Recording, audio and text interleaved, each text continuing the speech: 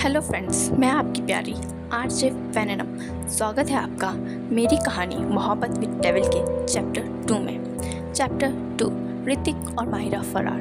सिद्धि फंसी मृत्युंजय के जाल में। सिद्धि का घर के हेड मिथुन मौर्य, उनकी पत्नी स्वाति मौर्य, बड़ा बेटा सिद्धार्थ मौर्य और बेटी सिद्धि मौर्य, मिथुन जी का छोटा भाई विनीत मौर्य। विनीत की पत्नी की मौत पहले ही हो चुकी थी। विनीत की एक बेटी है प्रेयसी मौर्य, जो कि अपने भाई बहन की लाडली है।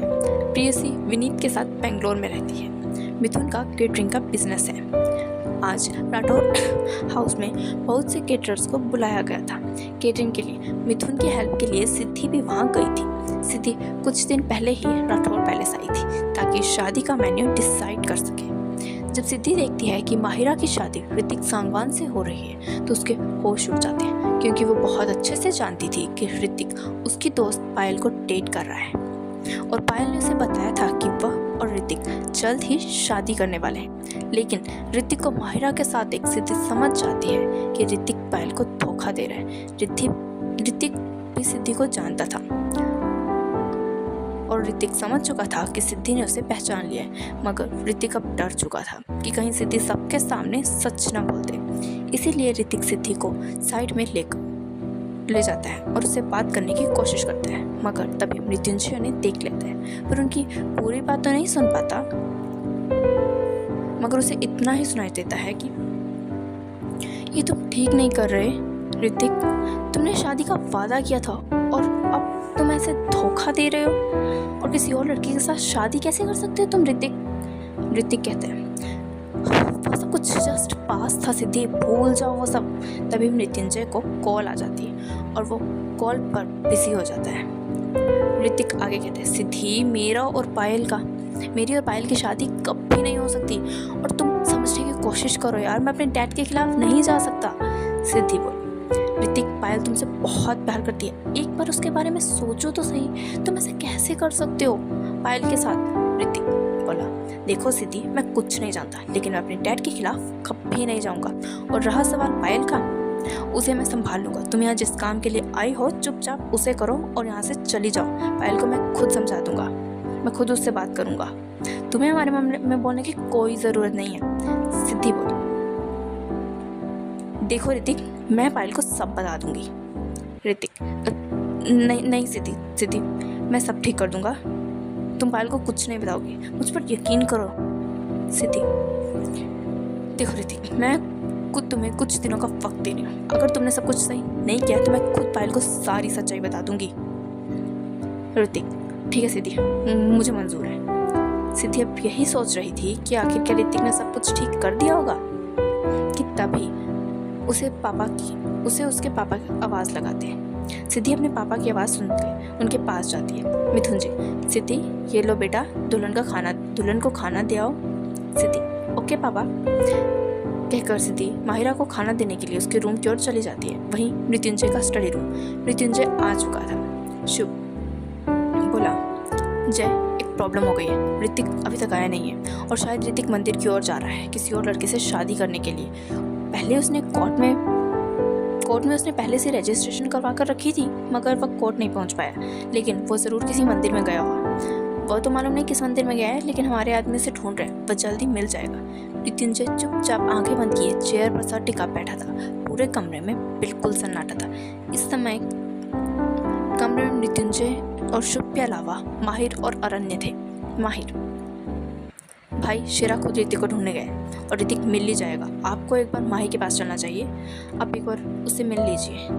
मृत्युंजय उठकर माहिरा के रूम की ओर चल पड़ता है। बाकी सभी अपने अपने काम में लग जाते हैं। सिद्धि माहिरा के रूम में जाती है तो उसे वहाँ कोई नहीं मिलता। वो आवाज़ लगाती है मगर कोई रिस्पॉन्स नहीं आता। सिद्धि एक बार वॉशरूम भी चेक करती है, वो भी पूरा खाली था। रिद्धि पूरा रूम चेक करती है मगर उसे कोई नहीं दिखता। तभी मृत्युंजय रूम के अंदर आ जाता है। उसे वहाँ सिर्फ सिद्धि दिखती है। वह माहिरा को आवाज़ लगाता है मगर कोई नहीं आता। वो सिद्धि की ओर देखता है। सिद्धि बोली, सर, मैम रूम में नहीं है, मैं काफ़ी टाइम से उन्हें ढूंढ रही हूँ, मैं बस यहाँ उन्हें खाना देने आई थी, मगर मुझे रूम में कोई नहीं दिखा। ये सुनकर मृत्युंजय का गुस्सा फूट पड़ता है और उसकी आंखें लाल हो जाती हैं। उसके आसपास का और बेहद डरावना हो जाता है। उसे देख सिद्धि भी बहुत डर जाती है। मृत्युंजय को याद आता है कि शुभ ने कहा था ऋतिक किसी लड़की से शादी करने वाला है। उसे उस दिन ऋतिक और सिद्धि की बात याद आती है तो उसे गलत फहमी हो जाती है कि सिद्धि ऋतिक की गर्लफ्रेंड है। मृत्युंजय सिद्धि की ओर आते हुए गुस्से से कहता है, मैं जानता हूँ कि मेरी बहन को गायब करने में तुम्हारा ही हाथ है और ऋतिक को भी भगाने में तुम्हारा ही हाथ है। तुम ऋतिक के साथ इससे आगे फिर कुछ कह पाता कि सिद्धि उसकी बात काटते हुए कहती है, नहीं सर, नहीं, मैं कैसे किसी को भगाया? मैंने किसी को नहीं भगाया सर। मृत्युंजय अपने कदम सिद्धि की ओर बढ़ा देता है। सिद्धि डरते डरते पीछे की ओर जा रही थी। मृत्युंजय बोला, तुम्हें दूसरों को भगाने का बहुत शौक है ना? अब मैं तुम्हें बताता हूँ। सिद्धि के मुंह से डर के मारे कुछ नहीं निकल रहा था। मृत्युंजय बोला, जाओ और चुपचाप जाकर दुल्हन के कपड़ों में तैयार हो जाओ। सिद्धि उसकी बात सुन हैरान थी और बोली, नहीं, मैं तैयार नहीं होंगी सर। मृत्युंजय बोला, तैयार हो जाओ क्योंकि आज यहाँ मेरी और तुम्हारी शादी होगी और अगर तुम शादी से पहले सुहागरात चाहती हो तो मुझे कोई दिक्कत नहीं।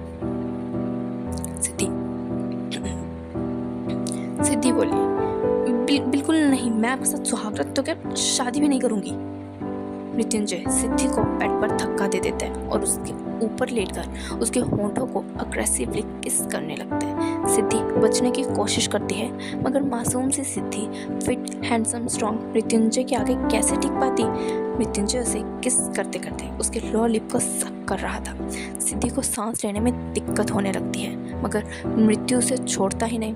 अब सिद्धि का मुंह लाल हो जाता है और उसकी सांस फूलने लगती है। मृत्युंजय उसके होंठों को छोड़ उसके गले पर किस करने लगता है और सिद्धि गहरी गहरी जोर जोर से सांसें ले रही थी। इससे पहले कि सिद्धि नॉर्मल हो पाती, मृत्युंजय उसके टॉप को एक झटके में फाड़कर फेंक देता है। सिद्धि की आंखें नम हो जाती हैं क्योंकि इस वक्त वो सिर्फ अपने इनर वियर्स में थी। मृत्युंजय उसके कान के पास जाकर उसके कान को बाइट करते हुए अपनी डरावनी आवाज में कहते हैं, Now get ready without wasting a second, otherwise I will make you ready by my own self. कहकर सिद्धि को वहीं छोड़कर मृत्युंजय चला जाता है। कुछ देर बाद मंडप में। यहीं पर हमारा चैप्टर खत्म हुआ। तो चलिए आगे बढ़ते हैं हमारे चैप्टर 3 की ओर। चैप्टर 3, शादी द बर्बादी।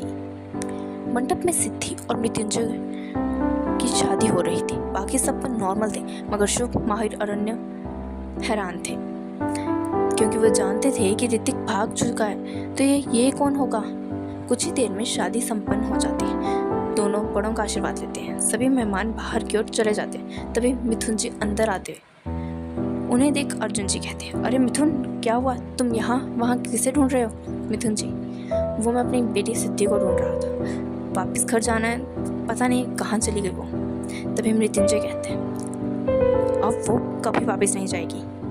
कहते कहते वे अपना सेहरा हटा देते हैं। सेहरे के पीछे मृत्युंजय को देख सभी के होश उड़ जाते हैं। कोई कुछ कह पाता कि मृत्युंजय सिद्धि का घूंघट भी हटा देता है।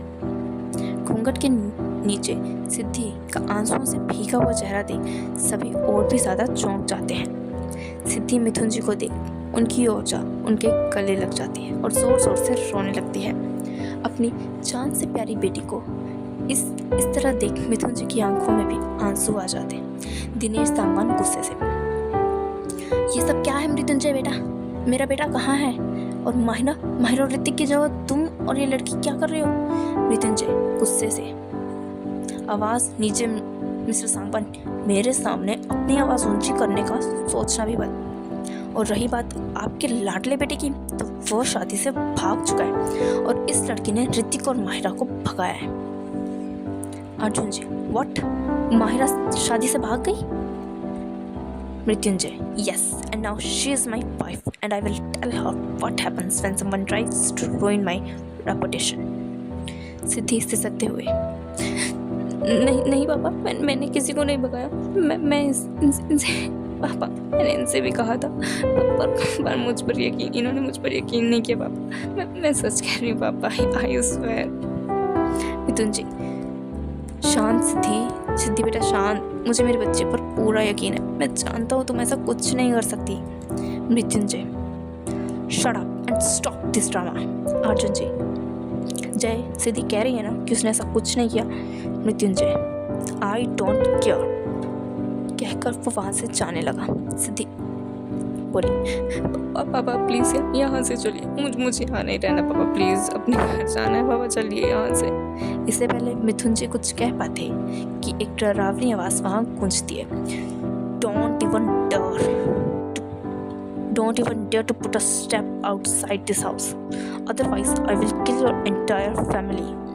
उसकी बात सुन मृत्युंजय सिद्धि के साथ साथ बाकी सब भी डर जाते हैं, क्योंकि वे जानते थे कि मृत्युंजय ऐसा कर सकते हैं। कुमकुम जी बड़े प्यार से सिद्धि के पास जाकर, बेटा अब आप इस घर की बहू हैं, आप इस घर को छोड़कर नहीं जा सकती। अर्जुन जी बोले, डोंट वरी मिथुन, हम तुम्हारी बेटी का पूरी तरह से ख्याल रखेंगे। मिथुन जी, मुझे आप पर यकीन है मेरी बच्ची, हम सब की जान है, हमारी लाडली है, अगर उसे कोई भी गलती हो जाए तो बच्ची समझकर माफ़ कर दीजिएगा कहकर मिथुन जी सिद्धि को कसकर सीने से लगाकर रोते हुए, गुड़िया हमने आपको जिम्मेदारियों से भागना नहीं बल्कि उन्हें निभाना सिखाया, हमें उम्मीद है कि आप हमें निराश नहीं करेंगी। सिद्धि रोते हुए, जी पापा, पर पापा। मिथुन जी सिद्धि को अपने गले से एक लॉकेट निकाल कर पहनाकर वहाँ से चले जाते हैं। अब तक सांगवन फैमिली भी गुस्से में वहाँ से जा चुकी थी। अरण्या, भाभी वेलकम टू फैमिली, चलिए मैं आपको आपका रूम दिखा देता हूँ। अरण्या सिद्धि को मृत्युंजय के रूम में ले गया। बाकी सभी अपने अपने रूम्स में चले गए। माहिर और शुभ मृत्युंजय के पास चले। Study room. शुभ बोला, जय तू ऐसे कैसे कर सकता है उस बेचारी बच्ची के साथ। मृत्युंजय बिना शुभ की बात पर ध्यान दिए, जाओ और माहिरा का पता लगाओ, मुझे माहिरा और ऋतिक हर हाल में चाहिए कहकर वो वहाँ से जाने लगता है। तो शुभ फिर से कहता है, तू कहाँ जा रहा है। मृत्युंजय बिना पीछे देखे, अपनी सुहागरात मनाने कहकर वो वहाँ से पीछे दोनों का हैरान छोड़कर चला जाता है। शुभ बोला, माहिर तूने भी वही सुना जो मैंने सुना कि मेरे कान बज रहे हैं। अब तक अरण्य भी वापस आ चुका था सिद्धि को छोड़कर। उसने भी मृत्युंजय की बात सुन ली थी और शौक था। अरण्य होश में आते हुए और एक्साइटेड होकर, वो भाई की सुहागरात, मजा आएगा। उसकी बात सुन माहिर और शुभ उसे अजीब नजरों से देखते हैं। बोले, अबे साले सुहागरात जय की है, तुझे क्या मजा आएगा। अरण्य दांत दिखाते, मैं तो बस ऐसे ही कह रहा था। अच्छा चलो माहिरा को भी तो ढूंढे कहकर वो तीनों वहां से चले गए। दूसरी ओर न्यूयॉर्क, एक आलीशान इमारत जहाँ एक कमरे से अजीब सी आवाजें आ रही थी, जिन्हें सुन बाहर खड़े गार्ड्स और सर्वेंट भी समझ रहे थे कि अंदर क्या चल रहा होगा। उस कमरे में एक 27 साल का लड़का एक लड़की को पूरी तरह से टॉर्चर कर रहा था। अब वो लड़की पूरी तरह से थक चुकी थी। वो अपनी थकी हुई आवाज में बोली, अक्ष प्लीज स्टॉप, अब मैं थक चुकी हूँ, now I can't tolerate you. वो लड़का अक्ष राठौर था। गोरा रंग, muscular body, light blue eyes, हल्के भूरे बाल, कान में एक डायमंड इयररिंग, पीठ पर टाइगर का टैटू। कुल मिलाकर अक्ष किसी हॉलीवुड स्टार या मॉडल से कम नहीं था। अक्ष गुस्से से बोला, नाउ व्हाट हैपेंड लिंडा, तुम ही तो मरी जा रही थी ना मेरे साथ सोने के लिए, अब तुम्हें क्या हुआ। लिंडा, बट अक्ष, नाउ आई एम टायर्ड। अक्ष, so what, I don't care, I'm not satisfied yet, so I can't stop myself and now you have to tolerate me कहकर अक्ष फिर से शुरू हो जाता है और लिंडा की सिसकियां और कराने की आवाज़ पूरे कमरे में गूंजने लगती है। अक्ष बहुत ज़्यादा एग्रेसिव और रूड था। वो लगातार अगले 2 घंटे तक लगा रहा। अब तक लिंडा बेहोश हो चुकी थी, उसकी हालत खराब हो चुकी थी। अक्ष वहाँ से उठकर शावर लेकर बाहर आता और सामने हॉल में चेयर पर पैर टिकाए एक 30 साल के लड़का बैठा था। उसके सामने वो बैठ जाता है। हल्का गेहुआ रंग, muscular body, brown eyes, black hair, 3-piece suit में वो लड़का कहर ढा रहा था। वो एक टक अपनी भूरी आंखों से अक्ष को ही घूर रहा था। अक्ष उसके पास आकर बैठता है। वो लड़का गुस्से से, What you have done, अक्ष? अक्ष, Nothing much, why? She is trying to sleep with me. So I fulfilled her wish. सामने बैठा लड़का विद्वांस था। विद्वांस गुस्से से अक्ष को घूरते हुए, हम यहाँ यह करने नहीं हैं, and she is now our partner daughter. अक्ष, So what? I don't force her or rape her. She is willing for this. Vidvans, we have to finish our work sooner and go back to India fast. Aksh, did something happen there? Vidvans, yes. कहकर जो कुछ भी हुआ था माहिरा और ऋतिक के भागने से लेकर मृत्युंजय की शादी तक सब कुछ अक्ष को बता देता है। अक्ष, सरप्राइजिंग। व्हाट?